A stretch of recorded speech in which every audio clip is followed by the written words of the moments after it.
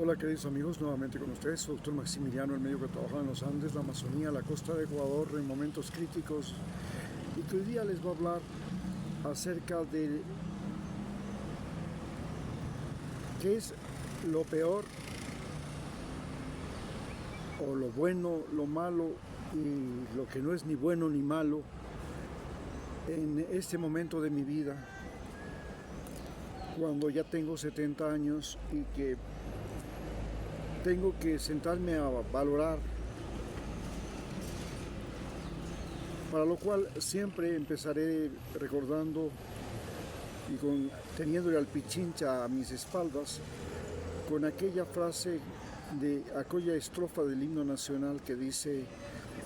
y si nuevas cadenas preparan de injusticia y de bárbara suerte, gran Pichincha, prevén tú la muerte de la patria y sus hijos al fin. Hunde al punto en tus hondas entrañas, cuando existe en tu tierra el tirano, huela solo cenizas que en vano busca el rastro de estar junto a ti. Y a partir de este pensamiento me pongo a pensar qué es lo peor que en este momento estoy viviendo. Y realmente para muchos de mis compañeros y colegas que han sido parte del servicio médico en el Ecuador, el peor momento que están viviendo tiene que ver fundamentalmente con su salud, con su lucidez y con su economía, que actualmente está golpeada, aunque muchos de ellos han logrado la jubilación. Pero sí puedo decir que, en cambio, para mí, la salud, la lucidez, mi esposa, mi familia, mis mascotas, mi actividad mental y física,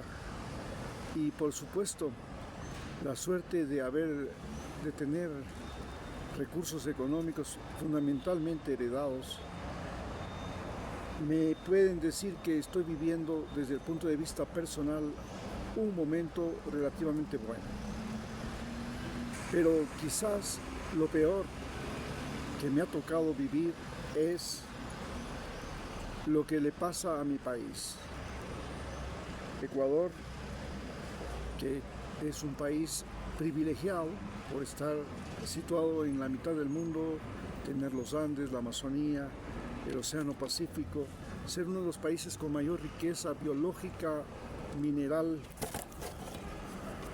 inclusive petrolera, tener una biodiversidad y una diversidad cultural tan importante. Sin embargo, y de gozar, como les decía, de una historia, una geografía, biodiversidad, diversidad cultural, sin embargo, está viviendo una crisis que pasó de la crisis sanitaria de la pandemia a una crisis económica y actualmente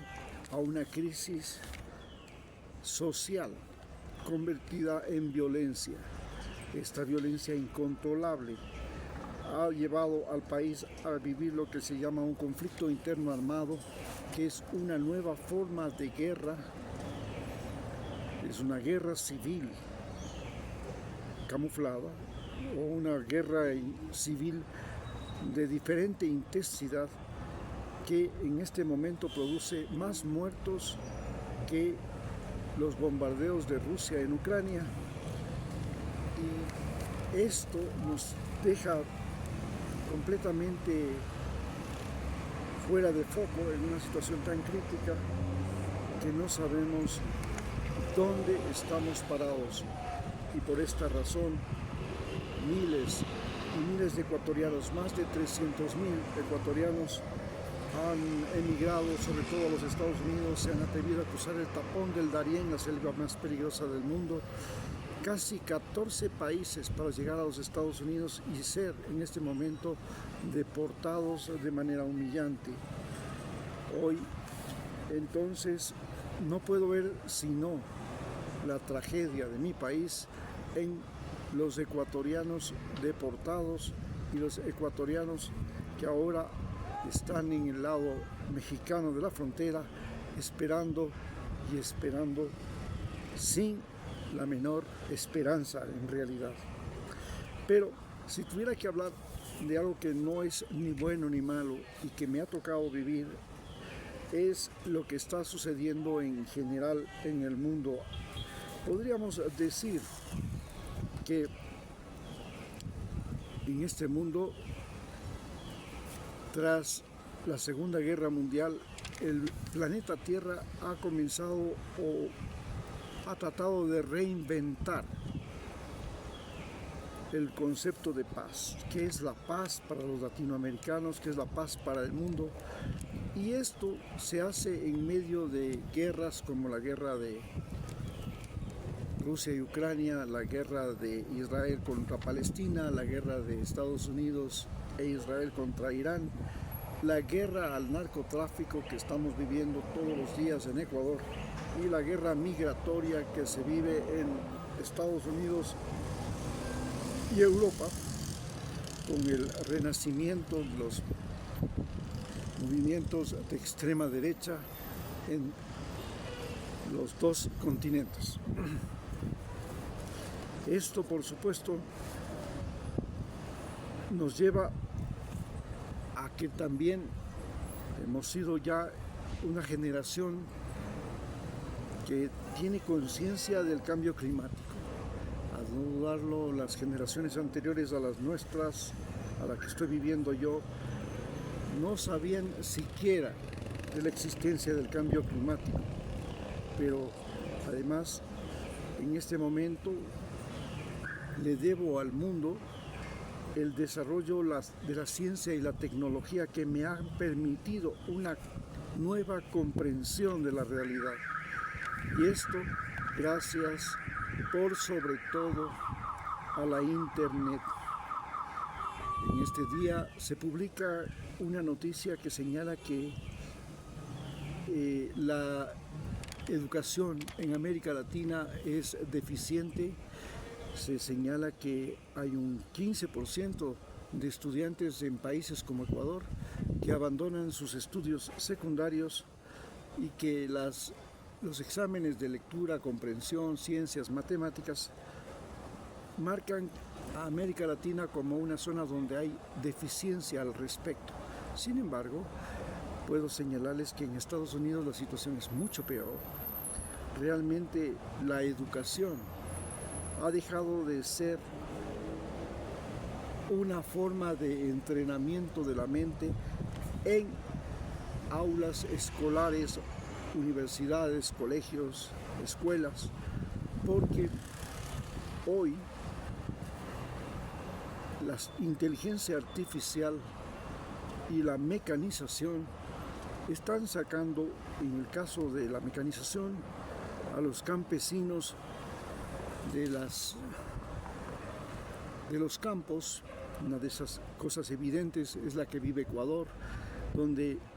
millones de campesinos han sido desplazados, especialmente de las zonas costeras del país hacia las ciudades y de las zonas andinas también, porque las máquinas hacen mucho mejor trabajo que los campesinos y esto permite crear plantaciones, que la agroindustria sea completamente automatizada, inclusive la industria pesquera o la industria camaronera, que ahora es la mayor fuente de ingresos del Ecuador, superando a la industria petrolera. Pero en una camaronera solo se necesitan 4 trabajadores para 100 hectáreas de camarón, es decir, se necesita menos personal que trabaja que en una finca ganadera, y lo único que sí se necesita es un montón de guardias armados, porque el camarón es un botín muy apetecido por los ladrones, y gracias a este proceso en el cual miles de personas son contratadas en las camaroneras para portar armas y cuidar las camaroneras, cuando pierden sus empleos, esta gente se convierte en parte del sicariato y de las mafias que transportan cocaína desde Ecuador por vía marítima a Estados Unidos, o de los carteles que explotan, hacen sicariato y extorsión en grandes urbes de este país. Así pues, vemos que la educación, que ha dejado de ser una educación con visión de futuro, porque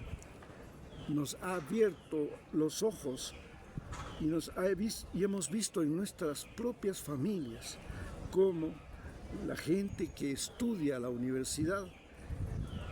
termina simplemente en el desempleo. La universidad simplemente se ha convertido en la mayor autopista del desempleo, en una fábrica de desempleados. Los colegios, a su vez, se han convertido en sitio de disputa de pandillas escolares, colegiales, donde el bullying, el acoso y la maldad se estructuran debajo de todas esas normas rígidas que rigen la educación en el Ecuador. Por supuesto, ya parece estúpido aprender otro idioma cuando existe la posibilidad de que haya traducción simultánea gracias al celular, que parece estúpido estudiar matemáticas si la inteligencia artificial nos permite hacer cálculos y operaciones matemáticas sin necesidad de haber estudiado nada en el colegio. Y tampoco nos parece estúpido aprender a leer en sí, porque inclusive los libros ahora son audiolibros o se aprende más en las películas y el cine. A no dudarlo, estamos viviendo otra época que no vivieron nuestros padres, y la educación nos hace ver que aprender de memoria el álgebra es la cosa más estúpida que un estudiante puede hacer en el colegio. Aprenderse las leyes de un país también son las cosas más estúpidas que puede hacer un estudiante, porque todos los días en estos países, como por ejemplo en Ecuador, se crean leyes y se borran leyes. Entonces no tiene sentido la educación como la estamos viviendo. Es indudable que la Internet, Google, se ha convertido en la principal escuela, colegio y universidad del mundo, y no solo del Ecuador, y que la comunicación y la información en tiempo real lo están cambiando todo. Basta con señalar que yo, como estudiante de medicina, cuando estudiaba anatomía, el profesor me repetía una y otra vez que en la anatomía ya no había nada más que descubrir, que todo estaba descubierto, y solamente de aquellos años de 1982 a la fecha se han descubierto más de 9 órganos dentro del cuerpo humano, se han descubierto nuevas formas y componentes de las células, se han descubierto procesos fisiológicos y se han cambiado todo lo que es la farmacología, la citología y todas las demás ciencias básicas que cuando yo las aprendía realmente vivían lo que en este momento podríamos llamar la edad de la piedra. Es así como, increíblemente, para yo graduarme de médico tenía que estudiar 8 años, con un año de práctica incluido. Hoy los estudiantes apenas tienen que estudiar medicina y graduarse de licenciados en medicina en apenas 4 años. Y no tienen que estar desperdiciando su tiempo aprendiendo las particularidades de ciertas partes de la medicina que en su lugar se aprenden ahora cuando se hacen las especialidades. Así pues, vemos que la educación en sí en América Latina no es una solución a los problemas que vive la región, porque la educación solamente es un mecanismo que las clases medias tienen para convertir a sus hijos en parásitos de sus padres, y la educación en las clases menos favorecidas es un mecanismo para convertir a los graduados de colegios, escuelas y universidades en parásitos de los gobiernos de turno. Muchas gracias.